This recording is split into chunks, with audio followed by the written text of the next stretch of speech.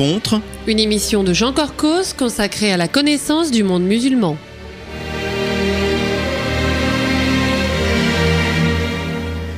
Bonjour Pierre Vermeuren. Bonjour Jean Corcos.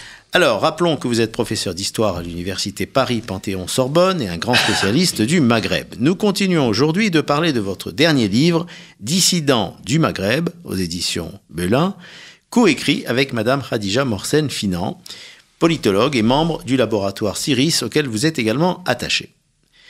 Je rappelle que c'est un volumineux ouvrage de 350 pages, plein d'informations sur un sujet peu connu, celui des hommes et des femmes qui ont combattu des régimes autoritaires pendant les décennies qui ont suivi les indépendances. Il y a 2 semaines, vous avez présenté aux auditeurs le contexte historique des premières décennies, après l'indépendance, donc du Maroc, de l'Algérie et de la Tunisie. Et ça a éclairé les affrontements, souvent cruels, entre les pouvoirs autoritaires et les oppositions. J'ai intitulé notre émission d'aujourd'hui « Le Maghreb, dissidence plurielle » et nous allons parler des espaces de lutte qui n'ont pas été ceux des partis politiques, mais plutôt de ce qu'on pourrait appeler la société civile, médias, Ligue des droits de l'homme, minorités ethniques, etc. On va commencer par la question de la berbérité. Au moment de l'indépendance, vous le dites, les 3 pays se sont définis tout de suite comme arabes, alors que les berbérophones étaient 60% de la population, donc en 1960. Alors, sauf en Tunisie, bien sûr. Voilà, c'était donc un pourcentage surtout vrai pour l'Algérie et le Maroc. Oui, et plus encore pour le Maroc que pour l'Algérie, mais enfin, en gros, c'est la moitié de la population. Oui. Voilà. Et le cas de l'Algérie est vraiment particulier, parce que le FLN a tout de suite eu une idéologie panarabiste et jacobine.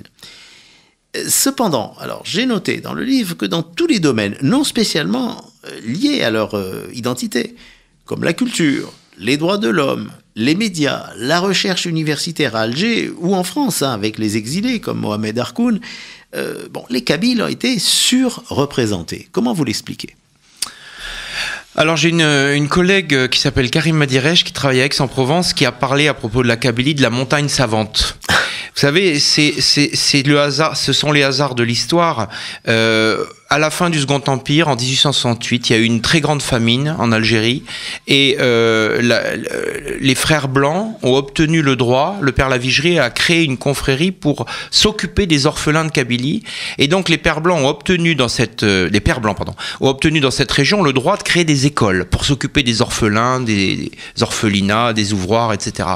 Et finalement, pendant 10 ans, c'est la seule région où il y a eu des créations d'écoles religieuses. Et quand Ferry arrive au pouvoir en 81-82, il dit on ne va quand même pas laisser la Kabylie aux prêtres. Et donc, il crée aussi des écoles laïques républicaines. Et donc, il y a une compétition entre l'Église et la République pour créer des écoles.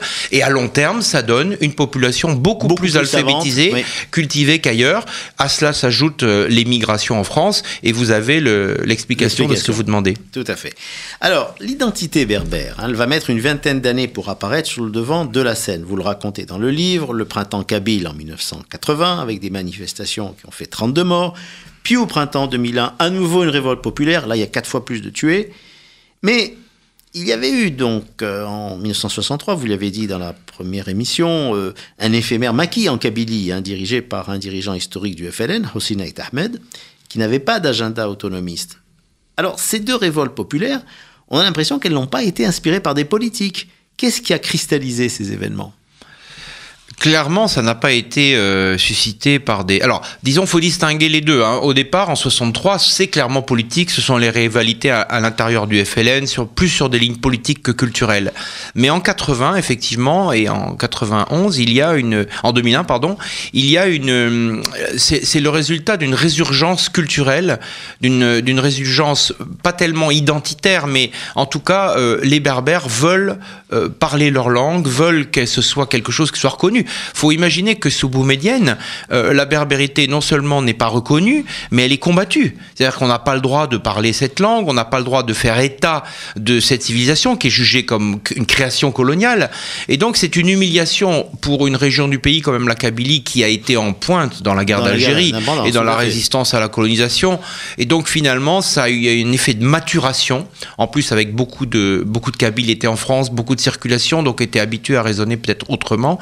Et finalement, cette résurgence culturelle qui s'est manifestée par la présence de grands intellectuels, de grands écrivains. Vous citez Mameri, par exemple. Bien sûr, Mameri a joué un rôle considérable avec ses romans, mais c'est un travail culturel, intellectuel, linguistique, et qui débouche donc sur ce mouvement culturel berbère. Alors, on a l'impression aussi, en vous lisant, qu'ils n'ont pas obtenu grand-chose, les Kabyles en Algérie, mais que par contre, la culture berbère ou amazigh a été beaucoup plus facilement reconnue au Maroc. Quelle explication donnez-vous ? C'est-à-dire qu'à la fin, si vous voulez, aujourd'hui, le résultat de cette longue marche, si je puis dire, c'est que la langue amazigh est reconnue dans les deux pays à la fois comme langue nationale et officielle. Et elle est partiellement enseignée. Il y a quelques départements universitaires à Agadir ou à Tizi Ouzou. Oui. D'accord. Mais donc, c'est un peu la même chose à la fin. Et c'est même devenu, aujourd'hui, il y a des inscriptions en tifinagh, c'est-à-dire en alphabet d'origine, sur toutes les administrations du pays, que ce soit au Maroc, en Algérie, c'est la grande mode de ces 10 dernières années. Mais non, on dirait que ce qui s'est passé en Algérie, ça a servi, si je puis dire, la cause au Maroc. Il n'y a pas eu besoin d'émeutes au Maroc, il n'y a pas eu besoin de renversement, il n'y a pas eu besoin de mort. Et finalement, la monarchie a fini par, elle aussi, dans les années 60, condamnée, et elle était arabiste. Et aujourd'hui, sous Mohamed VI, elle a adopté la berbérité comme un fait culturel marocain endogène, et c'est parfaitement reconnu. Maintenant, le pouvoir continue à faire, évidemment, que ce soit au Maroc ou en Algérie, beaucoup de difficultés pour un vrai enseignement de cette langue. Eh bien, on va passer maintenant à un autre sujet, celui des ligues des droits de l'homme. Vous leur consacrez tout un chapitre. Elles ont joué un rôle considérable dans les trois pays, en particulier en Algérie et en Tunisie, où il y a eu des régimes à parti unique pratiquement jusqu'à la fin des années 80. Vous parlez de la Ligue tunisienne des droits de l'homme, fondée en 1976, de son premier succès en 1984, après les sanglantes émeutes du pain. Ils ont fait gracier donc 10 métiers condamnés à mort. Et comment ensuite Bourguiba et Ben Ali ont-ils géré cette ligue qui était assez gênante pour eux ?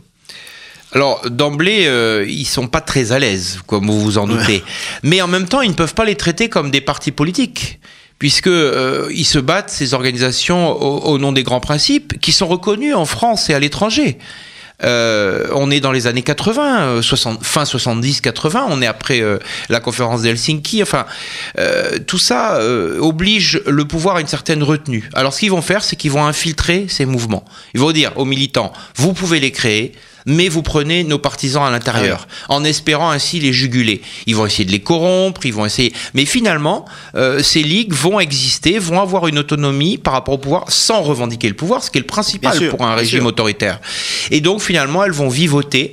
Un certain nombre de militants seront expulsés, mais elles vont jouer un rôle très important dans l'accompagnement, finalement, de ces dictatures vers une phase plus tranquille, en quelque sorte, ou en tout cas moins brutale. Alors, comment ont-elles réagi, donc, ces ligues des droits de l'homme, au moment de la très forte répression des islamistes dans les années 90 ? Parce que leurs propres dirigeants, idéologiquement, ils n'étaient pas du tout islamistes. Non, ce sont des militants de gauche, pour la plupart, parfois républicains, parfois d'extrême gauche. Et effectivement, ils sont confrontés, à partir des années 80, à l'enfermement en masse des islamistes, notamment sous le régime de Bourguiba à partir des années, dans les années 80. Des milliers d'islamistes sont mis en prison. Et ils vont se battre, en fait, non pas pour des raisons idéologiques, pour des raisons proprement parlées de droits de l'homme, et ils vont les traiter comme des prisonniers politiques normaux, ce qui leur vaudra bien sûr beaucoup de gratitude. On a un phénomène analogue d'ailleurs au Maroc dont on va parler, mais ils ne font pas de différence, si vous voulez. Tout prisonnier d'opinion ou politique est considéré, traité avec égalité. Droit dans leurs convictions. Et d'autant plus que les islamistes en Tunisie, il faut bien le dire, ont été traités avec une extrême sauvagerie. Il y a eu beaucoup de morts en prison, énormément de tortures, et donc ça redoublait, si je puis dire, l'attention de ces ligues envers eux. Alors justement, dernière question, donc avant notre pause, que s'est-il passé au Maroc ? Bon, il y a eu plusieurs associations concurrentes, on n'a pas le temps d'en parler, mais quel rôle ont-elles joué, et en particulier dans l'instance dite équité et réconciliation ? Alors l'instance équité-réconciliation, c'est la fin de l'histoire en quelque sorte. C'est en 2004, au début du règne de Mohamed VI. Effectivement, il y avait eu, depuis les années 70, 3 ligues concurrentes au Maroc, plus ou moins liées à des partis politiques. La monarchie, au début des années 90, avait essayé de créer sa propre organisation. Conseil des droits de l'homme. Hassan II avait libéralisé son régime dans les années 90, mais il n'avait pas soldé les années de plomb dont il était l'auteur. Et donc son fils, arrivant au pouvoir, comprend qu'il ne peut pas rompre sans faire, disons, sans traiter cette question. Et c'est ainsi que donc cette organisation a accompagné le règlement, l'indemnisation, la révélation, les enquêtes sur ce qui s'était passé dans les années de plomb. Ces milliers de personnes qui avaient disparu, qui avaient été torturées, emprisonnées, qui ont été indemnisées, ou les familles ont été indemnisées. Il y a eu même des grandes scènes à la télévision où les gens ont raconté leur calvaire, leur histoire. Mais la condition sine qua non, c'était que les bourreaux ne soient pas poursuivis. Mais au moins les militants marocains du droit de l'homme auront obtenu cela, c'est-à-dire que ça ne reste pas sous le tapis. Et absolument, ils se sont même, pour un certain nombre d'entre eux, ralliés à la monarchie et au régime au début de ces années 2000. Années-là. Oui. Alors que c'était leur pire ennemi, puisqu'elles les combattaient en tant que telles. C'est un épisode du début du règne de Mohamed VI qui est peu connu en France et qui était important, que votre livre souligne. Concernant les médias, vous donnez des éléments accablants au chapitre 7. Aujourd'hui, l'Algérie se situe au 134e rang mondial pour la liberté de la presse. Le Maroc, c'est pratiquement la même chose. La Tunisie, c'est mieux, mais il y a eu quand même la révolution en 2011, mais elle est quand même à la 97e place. Et on a l'impression que seule l'apparition d'Internet a pu avoir un certain effet libérateur dans ces pays. En tout cas, en Tunisie, et vous vous rappelez le rôle des cyberactivistes qui ont sapé à la fin de son pouvoir, bien justement, le régime de Ben Ali. Mais votre livre évoque aussi le fort entrisme des islamistes dans les forums tunisiens, dès avant 2011. Alors, vous savez que Facebook, par exemple, est le meilleur allié des populistes et des complotistes en Occident. Quelle est la situation aujourd'hui au Maghreb à ce niveau-là ? Alors, vous avez raison, la presse, elle a une histoire très intéressante, mais bon, aujourd'hui, ce qui compte au Maghreb, c'est davantage les réseaux sociaux, Facebook, sur lesquels sont connectés d'ailleurs tous les Maghrébins, j'allais dire. Oui. C'est devenu vraiment, et notamment dans la jeunesse, c'est pratiquement le seul moyen de communication avec le monde extérieur. La presse n'est pas lue. N'est pas lue. Bon. Donc elle a une importance cruciale. Alors c'est devenu le grand déversoir, mais aussi le moyen de chahuter les pouvoirs. C'est clair au Maroc avec les campagnes de boycott, c'est clair en Algérie, c'est clair en Tunisie, vous l'avez dit au moment de la Révolution, mais ça reste vrai aujourd'hui. Donc c'est l'empire de la rumeur, mais c'est aussi l'empire de l'information, c'est l'empire de la déstabilisation. On voit aujourd'hui au Maroc des campagnes extrêmement insolentes envers le roi, envers le pouvoir. Les émissions sont regardées, il y a des émissions, il y a des captures même qui sont faites de manière indue et qui circulent, qui sont vues par des millions de personnes. Donc oui, c'est une force totalement nouvelle et totalement très importante, parce qu'elle est prise en compte aujourd'hui au premier plan par les régimes qui sont obligés de s'intéresser de très près en recrutant à tour de bras des ingénieurs, des informaticiens et les polices bien sûr de tous ces États s'y intéressent particulièrement. Alors, il y a une chose qui m'a étonné, c'est que vous dites que finalement la presse est assez dynamique en Algérie, alors que ça nous paraît être un pays fermé, et en tout cas beaucoup plus qu'au Maroc, qui nous est beaucoup plus proche. Comment vous l'expliquez ? Et vous racontez comment la presse marocaine a été sabrée sous Mohamed VI. Mais il y a eu un printemps de la presse marocaine, fin des années 90, début des années 2000, et puis c'est retombé, effectivement. Vous savez, en Algérie, à l'inverse du Maroc, il y a eu la guerre civile, il y a eu plus de 200 000 morts, il y a eu un régime dictatorial très autoritaire qui est tombé, qui s'est effondré en 88-89, qui a laissé place à un pluralisme, notamment politique et médiatique, et si vous voulez, vous ne pouvez pas, quand vous êtes un régime militaire qui réprime durement une véritable révolution, ou en tout cas qui est un des acteurs de la guerre civile, vous ne pouvez pas en plus censurer la presse. Donc, voilà, des très nombreux journaux ont été créés dans les années 90 et ils sont restés. Et vous avez une véritable classe, une classe, si je puis dire, journalistique en Algérie qui n'existe pas au Maroc ni en Tunisie, parce que les États ont finalement gardé la main main sur la presse. Mais c'est pas parce que la presse est libre en Algérie, si vous voulez, ou pas libre, en tout cas qu'elle est nombreuse, que le pouvoir ne garde pas la main sur l'essentiel. Absolument. Alors, vous consacrez un chapitre aux exilés. Vous donnez à peu près leur nombre. Hein. Il y en a eu des centaines de milliers de départs d'Algérie pendant la guerre civile, mais aussi des milliers d'exilés marocains et tunisiens avant. Et se pose la question de l'accueil qu'ils ont reçu chez nous. Page 274, vous dites que le monde médiatique et politique a été complaisant envers le pouvoir marocain. Alors, ce qui m'a étonné, c'est que vous citez aussi le cas de la Maison du Maroc, à la Cité universitaire de Paris, qui a quand même été un bastion de l'opposition. Et puis, dans un autre chapitre, vous évoquez le refus donc d'un ancien président de la Ligue des droits de l'homme française de soutenir contre le FLN la toute nouvelle Ligue algérienne des droits de l'homme. Est-ce que c'est vraiment exact qu'on a été plus coulant, disons, chez nous Français, envers les exilés, algériens que marocains? Écoutez, c'est très discutable, mais c'est pas totalement faux parce que on est quand même, la France est très très liée au Maroc depuis la guerre froide, mais ça reste le cas aujourd'hui. Et donc ces opposants marocains, ils sont apparus effectivement comme gênants.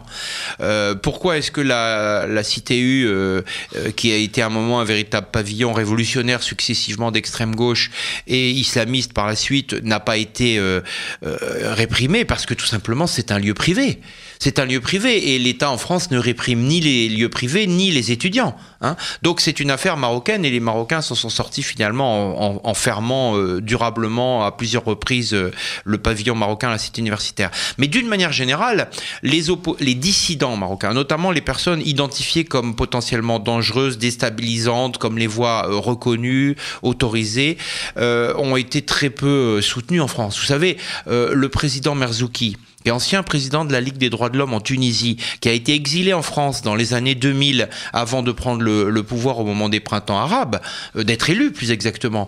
C'était un véritable reclus, isolé dans son 13e arrondissement, totalement marginalisé, sans pension, sans reconnaissance, parce que la France était très liée au régime de Ben Ali à l'époque.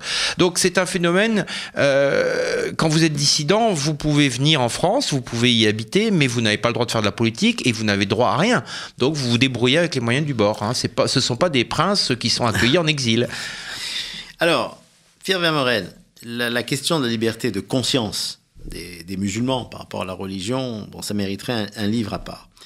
Je pense qu'on sait que c'est autant, si ce n'est plus, les pesanteurs des sociétés au Maghreb que les gouvernements qui rendent pratiquement impossible le fait d'affirmer, par exemple, son athéisme ou son homosexualité. Dans les trois pays, l'islam est religion d'État, même si c'est plus ambigu avec la nouvelle constitution tunisienne. Mais vous dites que le respect des codes de la religion est le plus étouffant au Maroc. Pourquoi ? Vous savez, c'est très simple à comprendre. La Tunisie et l'Algérie, en dépit de tous leurs défauts, sont des républiques, et plutôt des républiques socialistes pendant très longtemps. Alors que le Maroc est une monarchie de mission divine, comme disait Hassan II, le commandeur des croyants et le chef de l'État. Et donc, il a sa population, on parlait de sujets, on parle maintenant de citoyens, mais ils sont dans une allégeance religieuse au roi du Maroc, qui est au commandeur des croyants. Donc. Et donc, à partir de là, si vous voulez, tout refus d'obéissance à la loi islamique, sauf pour la petite minorité de juifs marocains, est considéré comme une sortie de cette allégeance. Et donc se dire athée, c'est se dire opposant à la monarchie. Et donc à partir de là, vous avez un système effectivement qui est extrêmement contraignant parce que la marge de manœuvre dans le domaine de la liberté de conscience est nulle. Vous ne pouvez pas sortir de la religion islamique. Alors on ne peut pas ailleurs, mais comme vous dites, pour des raisons sociales, parce que voilà, ça se fait pas dans la société. Bien que en Kabylie, il y ait des phénomènes de conversion, notamment, pas seulement, mais dans la société algérienne, une collègue, Wassila Saadia, a étudié ces phénomènes de conversion, notamment au christianisme et au protestantisme. Au Maroc, ça paraît très difficile. Plus difficile qu'en Algérie. Bah oui, parce que vous êtes dans l'allégeance au commandeur des croyants. Parfait. Eh bien, on arrive tout doucement. Donc, ma dernière question. Vous évoquez les révoltes populaires qui ont eu lieu avant 2011 et que personne n'avait vu d'ailleurs chez nous en France. Il y avait eu des mouvements populaires dans les années 2000. Les secousses avaient eu lieu dans des zones pauvres et périphériques. Vous le dites bien, c'était Gafsa en Tunisie, c'était en Kabylie, c'était dans le sud algérien. Seulement ce que j'ai découvert, ce que le livre dit à la fin, c'est qu'après 2011, il y a eu ce genre de mouvement. Il y a eu en particulier au Maroc, dans le Rif, le mouvement dit du Hirak. Question simple, ce sont des mouvements, vous le dites bien, ils sont spontanés, il n'y a pas d'encadrement politique, il n'y a pas d'encadrement syndical. Est-ce qu'ils pourraient renverser les différents régimes ? Je dirais en Tunisie, ils l'ont fait. Parce que le mouvement en 2011, si vous voulez, il est né dans le fin fond d'une province tunisienne, les régions les plus déshéritées du sud et de la frontière algérienne. Et par effet de contagion et de contamination, ça a effectivement fini en moins d'un mois par faire tomber le régime de Ben Ali. Est-ce que ça peut se passer ailleurs ? Personne ne peut le prédire. Ce qui est certain, c'est que les pouvoirs font tout pour cantonner et endiguer ces pouvoirs. On l'avait vu il y a quelques années en Kabylie, en Algérie. On l'a vu avec le Rif récemment au Maroc. On voit aussi que le régime marocain est extrêmement attentif à tout ce qui se passe dans les périphéries sud. On a parlé du Sahara. Donc, ce sont effectivement des régions très déshéritées dont le niveau de vie est souvent la moitié, voire moins, de celui des régions capitales, des régions centres. Donc, il y a vraiment une misère de masse. La sécheresse n'arrange rien. La sécheresse structurelle, le manque d'eau, l'absence d'emploi, des taux de chômage qui dépassent souvent les 50% pour la majorité de la population et notamment les jeunes, où il est encore supérieur, 80%. Donc là, vous avez tous les ingrédients de contestation massive, mais il faut préciser que la révolte du Rif, ça n'est pas une révolte politique. Tous les slogans qui ont été mis en avant, c'était des demandes au Maroc, donc de création d'hôpitaux, de routes, de dessertes autoroutières, d'universités, d'écoles. Donc ce sont les revendications extrêmement sociales. On a voulu y voir un mouvement politique, jusqu'à preuve du contraire, ça n'a pas été le cas. Un peu la réplique de ce qui s'était passé donc dans les années 58-59 avec la répression justement menée par le général Oufkir contre les Rifins, qui étaient plus autonomistes à l'époque. Oui, mais à l'époque, il y avait un visage beaucoup plus autonomiste, parce que ces tribus rifennes voulaient retrouver l'autonomie qu'elles avaient connue avant le protectorat, par rapport au pouvoir central. Là, il ne s'agit pas de ça. Au contraire, il y a une demande de plus d'État, d'investissement. On reproche aux conseillers du roi de ne pas avoir suivi les politiques d'investissement qui étaient prévues. Vous voyez, donc, dire que c'est révolutionnaire et identitaire, c'est un peu rapide. Il y a ces composantes, mais elles sont surtout des demandes de justice sociale. Et grâce aux réseaux sociaux, ces demandes périphériques peuvent se faire entendre. C'était évidemment pas le cas avant.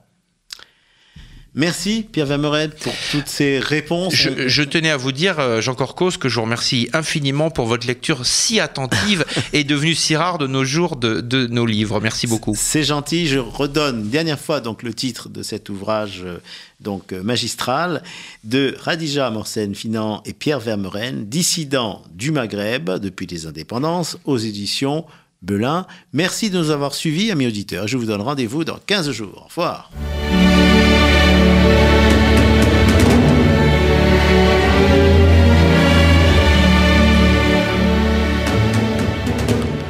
Rencontre. Une émission de Jean Corcos consacrée à la connaissance du monde musulman.